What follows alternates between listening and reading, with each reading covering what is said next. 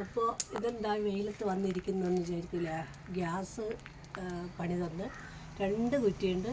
2 കുറ്റിയും കാലിയായിട്ടുള്ള ഒന്ന് കാലിയായിട്ട് കുറേ ആയി വെച്ചിട്ട്, പക്ഷേങ്കിൽ വിചാരിച്ച പോലെ നമുക്ക് സമയത്ത് നിറച്ച് വണ്ടിക്കാരോട് പറഞ്ഞിട്ട് ബുക്ക് ചെയ്തിട്ട് വാങ്ങാൻ വിട്ടുപോയി. അപ്പോൾ ഈ പറയുന്ന പോലെ 2ാമത്തെ കുറ്റിയും തീർന്ന്. അപ്പോൾ ഇന്നത്തെ കറി ഇതാ അടുപ്പത്തേക്കാക്കി. നല്ല വെയിലുമായി. എന്താ കറി എന്ന് ചോദിച്ചു കഴിഞ്ഞാൽ മമ്പയറില്ലേ, മമ്പയറും കറമൂസമാണ്. അപ്പം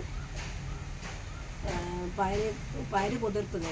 അപ്പം ഞാൻ കുറേ മുന്നേ അത് അടുപ്പത്ത് വെച്ചിട്ടുണ്ട്. ഇപ്പോഴാണ് കറമൂസ കൊണ്ടുപോട്ടെ. അപ്പം ഞാൻ വിചാരിച്ചെന്താ ഒരു വീഡിയോ എടുക്കാമെന്ന്.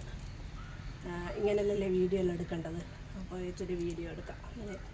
ഈ പറഞ്ഞ പോലെ ഗ്യാസ് ഇല്ലെങ്കിലും എന്താ പറയണ്ടത്, തീർന്നു കഴിഞ്ഞാലും നമുക്ക് അടുപ്പത്ത് കത്തിക്കേണ്ട ഒരു രക്ഷയില്ല. അപ്പോൾ ഇത് നല്ലോണം വേവട്ടെ. ശരിക്കും ഉണ്ടല്ലോ, മമ്പയരെല്ലാം പൊതിർത്തിട്ടില്ലെങ്കിൽ ഇപ്പോൾ എനിക്ക് കിട്ടിയ മമ്പയർ എന്ന് പറഞ്ഞാൽ ഒരു 5-8 വിസിൽ വന്നു കഴിഞ്ഞാലും വേവാത്തൊരു സംഭവമാണ്. ഇപ്പം ഞാൻ ഈ അടുപ്പത്ത് വെച്ച് നോക്കുമ്പോൾ പെട്ടെന്ന് വേഗം ചെയ്തിന് നല്ലതായിട്ടുണ്ട്. അപ്പം ഗ്യാസിൻ്റെ ചൂടിനേക്കാണ് ചൂട് കൂടുതൽ എന്തായാലും വിറകിൻ്റെ ചൂടിന് തന്നെയാണ്.